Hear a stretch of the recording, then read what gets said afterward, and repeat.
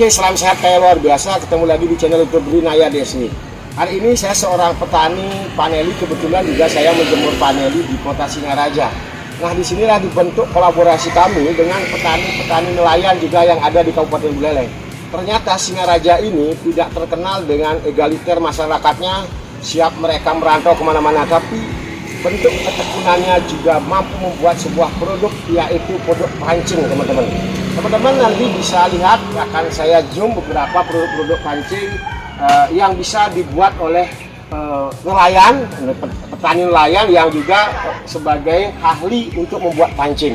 Ini teman-teman beberapa bentuk-bentuk ukuran daripada pancing-pancing yang dibuat oleh beliau. Beliau perkenalkan nama Pak? Nama Gede Suwardi. Nah, ini Pak Gede, dia memang kelahiran di Singaraja, di Kota Singaraja. Dulu di usia masih muda, dia masih eksis untuk bagaimana menangkap ikan, terutama di Laut Singaraja ya Pak ya.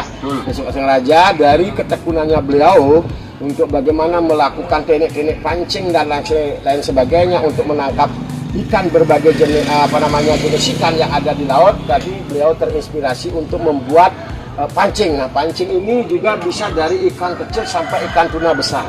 Ini teman-teman bisa lihat, bisa zoom ke sini. Nah, ini beberapa ukuran dari nomor 1 sampai nomor berapa Pak? 11. Nomor 1 sampai nomor 11 teman-teman.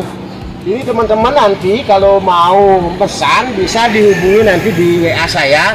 Nah, di sini juga pada kesempatan ini saya akan sampaikan kepada pemerintah khususnya Kabupaten Buleleng dan juga untuk Kementerian Kelautan.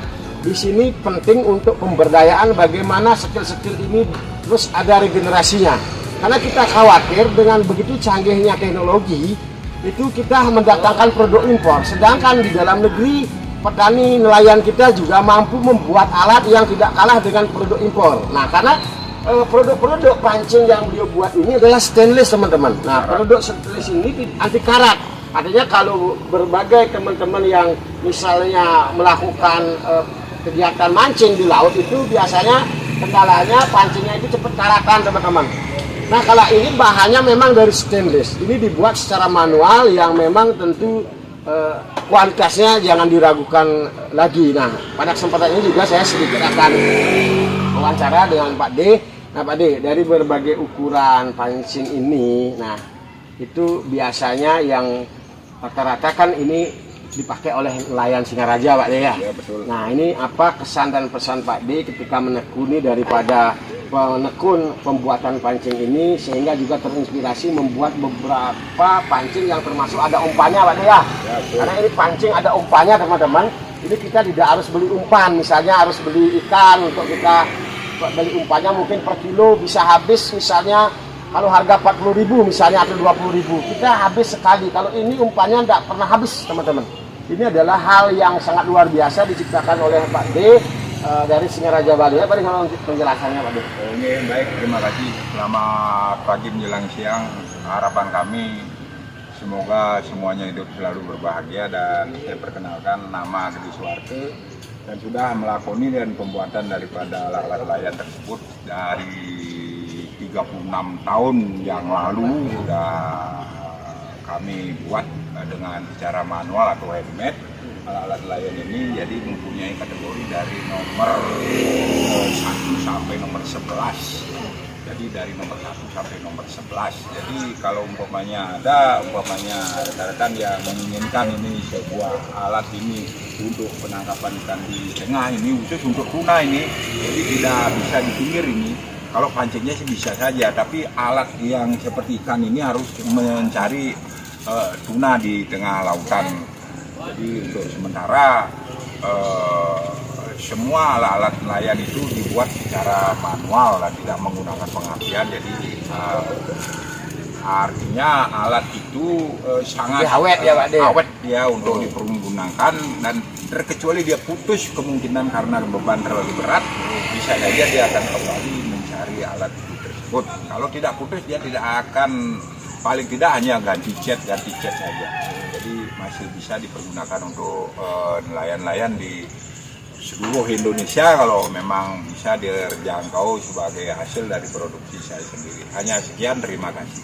Nah Pak D, izin dulu Pak D ya.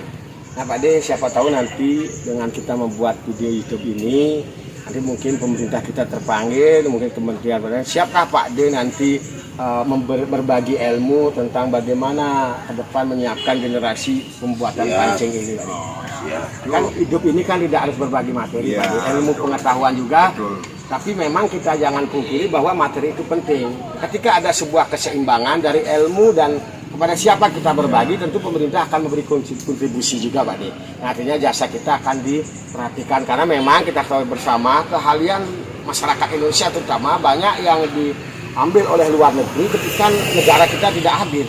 Pemerintah kita tidak peduli atas karya-karya yang mampu dibuat oleh masyarakat Indonesia, tapi mereka cenderung kalau dapat susuk istilah Balinya itu dapat pi baru akan melakukan sesuatu itu. Tapi kadang inilah kita banyak orang yang mampu hebat-hebat untuk membuat suatu produk ciptaan tapi tidak dihargai dalam negeri. Mudah-mudahan ke depan dengan pemerintahan Bapak Prabowo Subianto ini semua kreativitas, semua hal-hal yang sesuai dengan prakteknya, artinya praktisi yang memang dia mengalami ilmu, mendapatkan ilmu secara otodidak itu bisa direkrut oleh negara ini. Negara ini tidak kurang suatu apapun. Dari lautnya, dari daratnya, semua menghasilkan.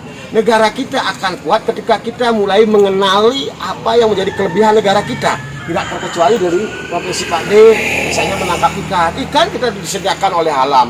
Tumbuh-tumbuhan, baik padi, semua kita bisa tanam negeri ini. Negeri ini kuat kaya raya, tapi sampai saat ini oknum-oknum itu masih mendapatkan pajak dari rakyat, tapi mereka korupsi.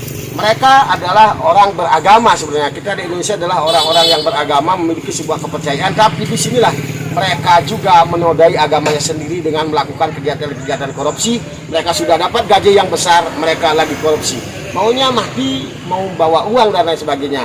Hidup surga dan neraka itu di dunia ini. Kalau di dunia ini kita bisa menciptakan sesuatu untuk bagaimana orang bahagia dan bermanfaat seperti Pak De membuat pancing ini nanti digunakan oleh nelayan dan dia mendapatkan tangkapan, dia mendapatkan rezeki dari menjual hasil tangkapannya. Ini kan sangat luar biasa ya Pak De ya.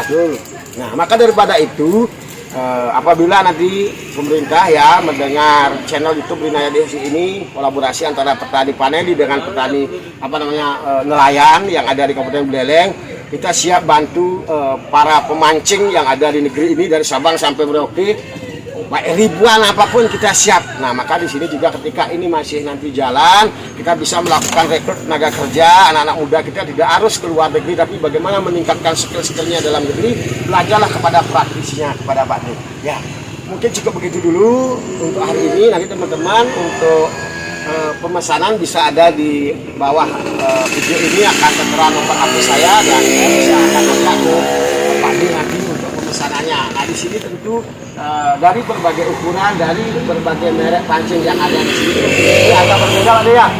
Nah, tapi tentunya kualitasnya tidak kalah dengan kualitas impor, tapi harganya dalam negeri. Nah, harganya dalam negeri, bukan harga luar negeri ya Pak De ya. Harganya dalam negeri tapi kualitasnya ekspor impor ya teman-teman. Kualitasnya tidak kalah dengan produk impor. Oke, cukup begitu dulu. Terima kasih Pak De hari ini. Oke, teman-teman jangan lupa subscribe, tonton video-video berikut ini. Terima kasih.